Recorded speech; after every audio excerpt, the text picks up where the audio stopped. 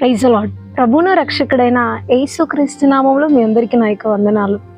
అందరూ బాగున్నారా? ప్రతిదినం దేవుని యొక్క వాగ్దానం ద్వారా బలపరచబడుతున్నారని ఆశిస్తున్నాను. ఎందుకంటే దేవుడు మనల్ని ప్రేమించి మన వెన్నంటే ఉండి మన చుట్టూ ఉన్న పరిస్థితులను తెలుసుకొని ఆ పరిస్థితుల్లో మనం ఎలా జయించాలి, వాటిని ఎలా ఎదుర్కోవాలని చెప్పేసి దేవుడు మనకు ఆయన ప్రతిదిన మాట ద్వారా బలపరుస్తూ నడిపిస్తూ ఉన్నాడు. నిజంగా పరిశుద్ధాత్మ దేవుని యొక్క ప్రేరేపణ చేత, ఆయన యొక్క మాట చేత మీరు నడిపించబడుతున్నారని ఆశిస్తున్నానండి.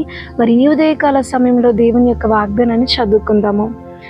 యాకోబు 5వ అధ్యాయము 11వ వచనము. యాకోబు రాసిన పత్రిక 5వ అధ్యాయము 11వ వచనము. సహించిన వారిని ధన్యులు అనుకొనుచున్నాము కదా. ఆమేన్. చూడండి, ఇక్కడ యాకోబు సహనం గురించి, ఓర్పు గురించి, ఓపిక గురించి మాట్లాడుచు అంటున్నాడు. ఏంటంటే, మనం ఏమనుకున్నాము, ఎవరైతే సహిస్తారో వాళ్ళు చాలా ధన్యులు అని అనుకున్నాం కదా అని ఇక్కడ మాట్లాడుతూ ఉన్నాడు యాకోబు.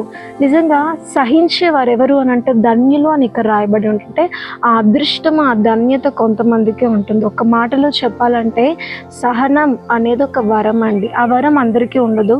క్రైస్తవులు అయినప్పటికీ కూడా వరం అనేది సహనము, సహించే వరము, ఓపిక పట్టే వరం అనేది కొంతమందికే ఉంటుంది. సహించే వరం, ఓపిక పట్టే వరం అనేది ఎంతమందికి అయితే ఉంటుందో వాళ్ళందరూ ధన్యులు. They are so blessed. వాళ్ళు చాలా అదృష్టవంతులని ఇక్కడ దేవుని యొక్క వాక్యం అనేది మనకు సెలవిస్తూ ఉన్నదండి. అవును, మనం అన్ని విషయాలలో సహింపగలిగిన వారమై ఉండాలి.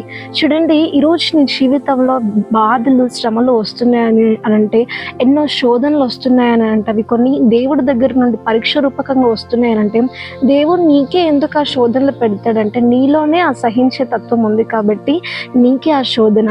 సహించిన తర్వాత, శ్రమల్లో, శోధనలో సహించిన తర్వాత మాత్రమే ఆ సువర్ణము అనేది, సువర్ణముకుండే ఆ రూపం అనేది దేవుడు నీకే ఇవ్వాలనుకుంటున్నాడు. ఆ సువర్ణానికి, ఆ సువర్ణం అనే రూపాన్ని ఇవ్వడానికి గల ముఖ్యమైన అవసరత, సహనము అన్న యొక్క అవసరత నీలోనే ఉంది కాబట్టి అది నీకే దేవుడు ఇవ్వాలనుకుంటున్నాడు. చూడండి, మనము బయట చూస్తున్నట్టే కూడా చాలామంది క్రైస్తవులలో కొంతమంది గర్భఫలాలు లేట్గా అవుతాయి, కొంతమందికి తొందరగా అవుతాయి. ఎందుకంటే దేవుడు అందరికీ తొందరగా కలిగించవచ్చు కదా. దేవుడు అనుకుంటే మన జీవితాలలో కార్యాలు తొందరగా చేయగలరు. ఇంకా మా ప్రాణాలు పోతాయి, ఇంకా మాకు అసలు లైఫ్ లేదు అని సిరియా ప్రజలు అనుకున్నారు. కానీ రాత్రికి రాత్రే ఆకాశ వాకిళ్ళు విప్పినంతగా దేవుడు వాళ్ళకు భోజనాన్ని దయచేశారు, కేవలము కొంతమంది కుష్ఠరోగుల ద్వారా. నిజంగా దేవుడు అనుకుంటే చాలా తొందరలో మన లైఫ్ని మార్చగలరు. కానీ స్టిల్ మన జీవితాలలో ఎన్నో కష్టాలు, ఎన్నో బాధలు ఉన్నాయని అంటే, ఆ బాధల్లో సహించతత్వం నీలో ఉంది కాబట్టి, ఆ సహించిన తర్వాత ఒక గొప్ప బహుమతి నువ్వు చూస్తావు కాబట్టి దేవుడు ఈరోజు నిన్న శ్రమల గుండా నడిపిస్తున్నాడు. గర్భఫల విషయంలో కొంతమందికి ఆలస్యంగా ఎందుకు జరుగుతాయి? ఆలస్యంగా ఉన్న ప్రతి గర్భఫలాలు, లేటుగా వచ్చిన ప్రతి గర్భఫలాలు దేవుని చేతిలో ఒక బాణంగా ఉంటాయి. ఆ బాణం ఎవరికి వస్తుందంటే, ఎవరైతే సహిస్తారో.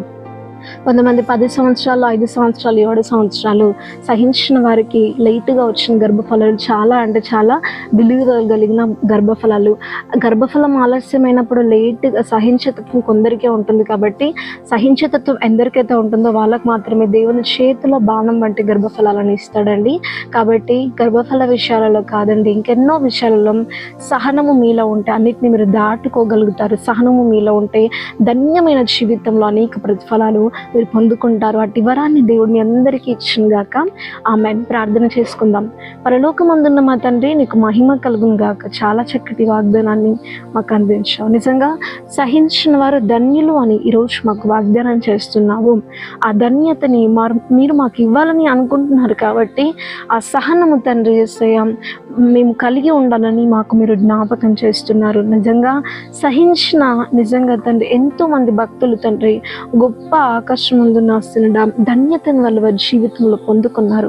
సో ఆ రీతిగా మేము కూడా ఎన్నో అయ్యా నా దేవ, నీ యొద్ద నుండి బహుమతులు తండ్రి మేము పొందుకున్నట్టు కట్టి సహనమును దయచేయండి. ఒక రూపము మాకు వచ్చేట ఒక సహనాన్ని దయచేయండి అయ్యా. సహనము లేక ఎంతమందికి తొందరపడి నిన్ను బలవంత పెట్టి చివరికి వాళ్ళ జీవితాల్లో ముప్పు తెచ్చుకుంటున్నారు, వాళ్ళ జీవితంలో కూడా సహనమున్న వరాన్ని దయచేయమని మహిమ, ఘనత, ప్రభావములు చెల్లించుకుంటూ ప్రభు యేసుక్రీస్తు నామములో అడిగి బతిలాడి వేడుకొంచున్నాము తండ్రి. ఆమేన్.